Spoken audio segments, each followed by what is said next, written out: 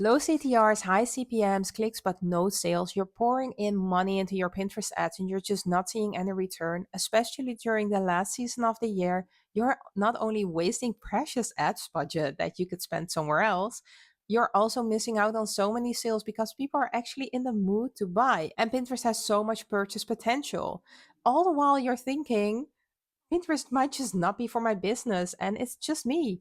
Well, today I'm gonna show you that it's not just you and we're gonna fix this problem. For the people new around here, my name is Magdalena and I've been running Pinterest ads for e-commerce over the last 5 years.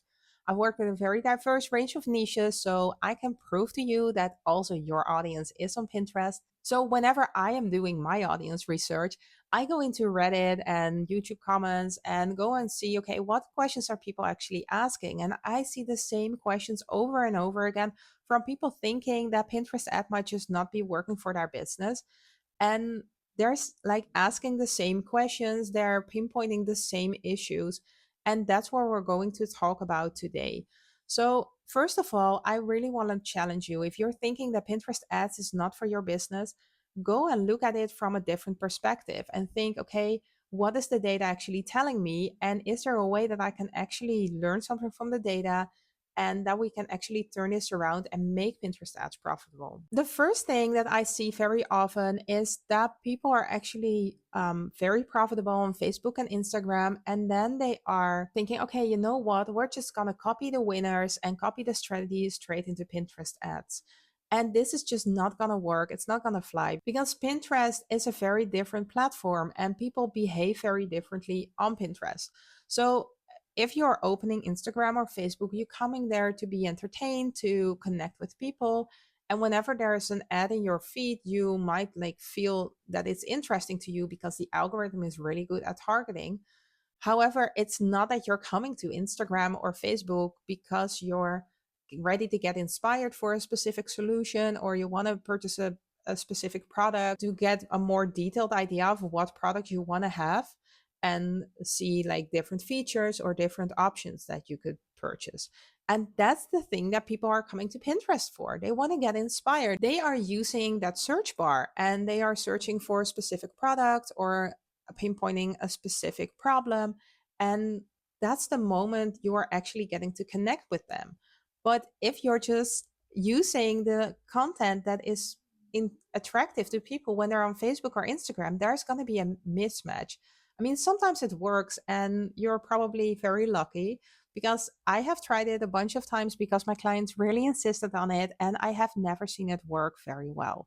So let's just make sure that you're not copy pasting your your Facebook ads straight into your Pinterest ads manager. And I want to challenge you. So you can absolutely repurpose your content from Instagram or Facebook, but be very aware of what kind of creatives you're actually using to, in combination with the interest or the keyword that you're choosing to target your audience with your ads. So if you are seeing a low CTR, this might actually be their problems. Now that we're talking about pin design, another thing that I see very often is that people create pins that are actually too aesthetic.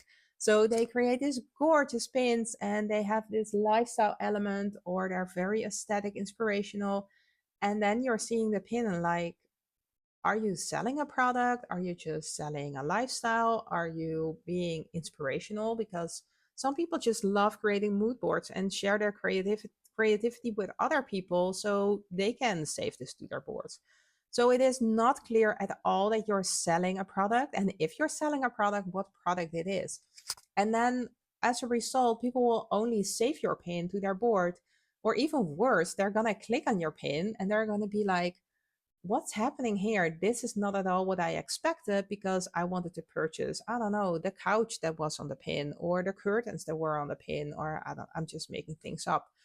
But people get easily confused if pins are too aesthetic. So you can actually be very clear and intentional about showcasing your product and be very clear about what product it is and what benefits it could have, or but make the product front and center of your pins. You can actually go into your data and see, okay, it is my data signaling that this might be actually an issue.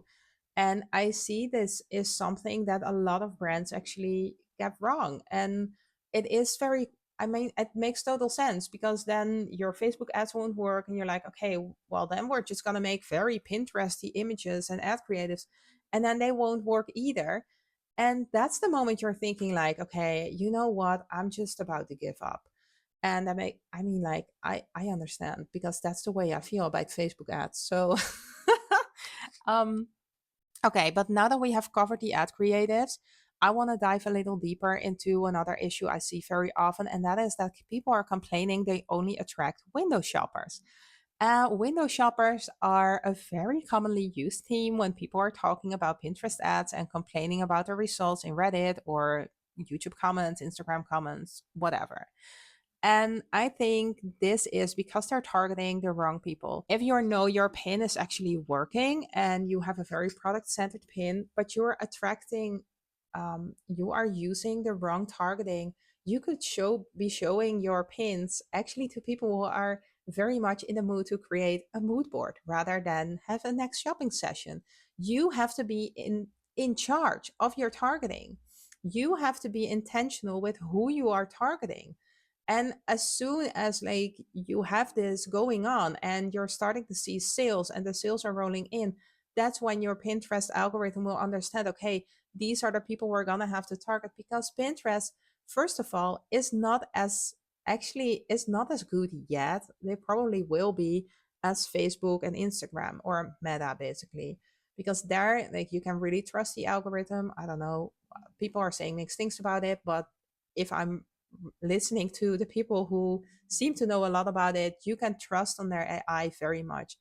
I wouldn't do that just yet with Pinterest ads unless you have a very seasoned Pinterest pixel or Pinterest tag, as what it's called in Pinterest land. So you want to make sure that you're actually using the targeting system to target those people who are ready to buy instead of who are looking for inspiration. So stop using those keywords like summer style 2025 or home decor inspiration or something super broad like a certain aesthetic, like beige aesthetic, beige mom aesthetic. I don't know. This is a thing that I see happen very often. And if you're using those keywords, you're going to be targeting those people who are actually window shopping, and they're probably very willing to spend a lot of money as soon as they're ready to purchase, but you're gonna have to show up over and over and over and over again to stay top of mind. So you wanna make sure that if you are setting up your Pinterest ads, you're targeting those people who are ready to purchase, and then you're gonna attract quality traffic, teach the Pinterest pixel or the Pinterest tag who is your ideal customer and who is spending the most, and then your results are really going to get so much better. If your ad creatives are working and you're going to target the right people, that's the moment you're going to see sales from Pinterest. And I think it's such a shame that people give up so quickly, because go into your ads data and see, okay, what is my CTR actually telling me? Is my CTR very low, but am I having a lot of saves and comments and hearts on my pins? Maybe your images are too inspirational. So this is the way you want to look at your data. And if you want a shortcut to this process, make sure to get the Pinterest ads recovery below this video, and you can have your Pinterest fixed today, basically. And you can just watch the quick videos and run with it. And in the meantime, I'll see you in the next video where we'll be diving into everything around your Pinterest ads creatives and the data it's telling you so you can fix your Pinterest ads quickly.